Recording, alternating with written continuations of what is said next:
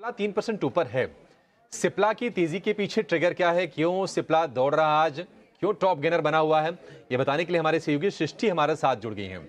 सृष्टि, बताइए सिप्ला में आज की तेजी की वजह क्या है? क्यों चल रहा है शेयर ये? जी हाँ, सिप्ला को एक इंजेक्शन का अप्रूवल मिला है कि बड़ी खबर आ रही है सिप्ला के लिए, क्योंकि ये जो इंजेक्शन है जिसका नाम है जेनेरिक वर्जन ऑफ लैंड्रियोटाइड, ये एक ऐसा इंजेक्शन है जो कि ग्रोथ हार्मोन के डिसऑर्डर में काम होता है। कुछ एक ट्यूमर्स को ट्रीट करने के लिए भी ये इंजेक्शन में का काम होता है और सिप्ला को एक ये बड़ा अप्रूवल इसके जेनेरिक वर्जन के लिए मिलता हुआ नजर आया है। अब मुद्दे की बात यह है कि ये जो अप्रूवल है वो पीएफएस फॉर्म यानी प्री फिल्ड सिरिंज, एक सिरिंज में जो ऑलरेडी प्री फिल्ड फॉर्म होता है उसके लिए मिला है, पर पहले से ही इसके ब्रांडेड वर्जन में, जैसे कि दो वर्जन होते हैं, एक जेनरिक और एक ब्रांडेड, तो ब्रांडेड वर्जन में जो है सिप्ला ऑलरेडी इस इंजेक्शन को बेचता हुआ नजर आया है, पर एक ये दूसरे वर्जन में है।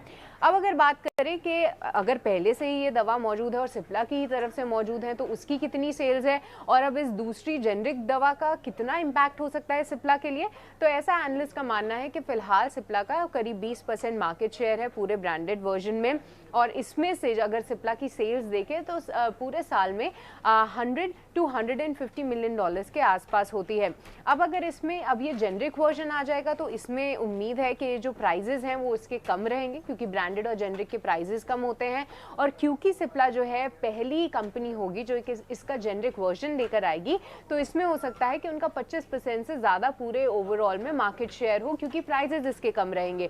और ऐसे में एनालिस्ट का मानना है क्योंकि 100 मिलियन डॉलर्स जो है ऑलरेडी इस दवा से आ रहा है, तो अब आने वाले समय में 100 मिलियन डॉलर्स और भी आ सकता है, और एक ये सिग्निफिकेंट अमाउंट है सिप्ला के लिए, वो भी इसलिए क्योंकि 900 मिलियन का ही इनका जो है यूएस का बेस है। इसमें से अगर 100 मिलियन डॉलर ज़्यादा भी आता है तो 10% से ज़्यादा की सेल्स जो है इस प्रोडक्ट से आने वाले समय में हो सकती है, जब ये प्रोडक्ट पूरी तरीके से मार्केट में उतर जाएगा।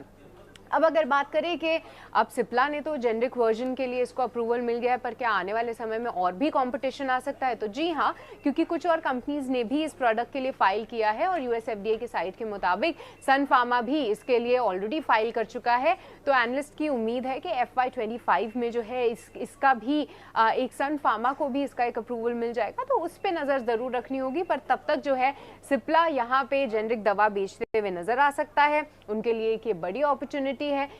मैनेजमेंट ने ऑलरेडी बताया था कि कुछ एक अप्रूवल्स की वो उम्मीद कर रहे हैं पेप्टाइड डिवीजन में, तो ये पहला एक अप्रूवल है, पर आने वाले समय में 2 से 3 और ऐसे पेप्टाइड्स के अप्रूवल आते हुए हम देख सकते हैं। तो सिप्ला के लिए डेफिनेटली एक पॉजिटिव खबर है।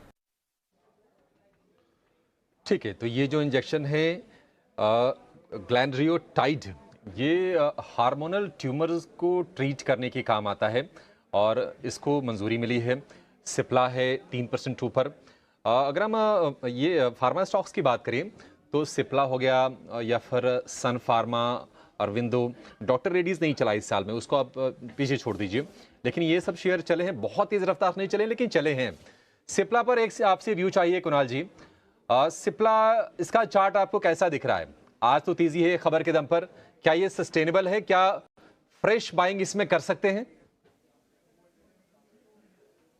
अभिषेक जी, फ्रेश बाइंग करने की सलाह बिल्कुल नहीं रहेगी। 2 दिन में अच्छे खासे मोमेंटम स्टॉक में देखने को मिल चुकी है। ग्रोथ स्टॉक ने ब्रेकआउट दे दिया है 1440 के लेवल का, उसके बाद 1490 के लेवल पर स्टॉक ट्रेड कर रहा है, लेकिन व्यू उनके लिए जिनके पास ऑलरेडी खरीदारी है, नई खरीदारी करके नहीं चलेंगे। प्रेशर लेवल से 1520 1530 तक के लेवल देखने को मिल सकते हैं, और जैसे ही लेवल क्रॉस होता है 1700 तक के भी लेवल ये स्टॉक दिखाने के लिए रेडी हो जाएगा। सो नई खरीदारी बिल्कुल नहीं करेंगे, रिस्क लोड नहीं है फेवरेबल, लेकिन जिनके पास ऑलरेडी है उनके लिए होल्ड करके चले, अच्छे खासे लेवल हमें देखने को मिल सकते हैं।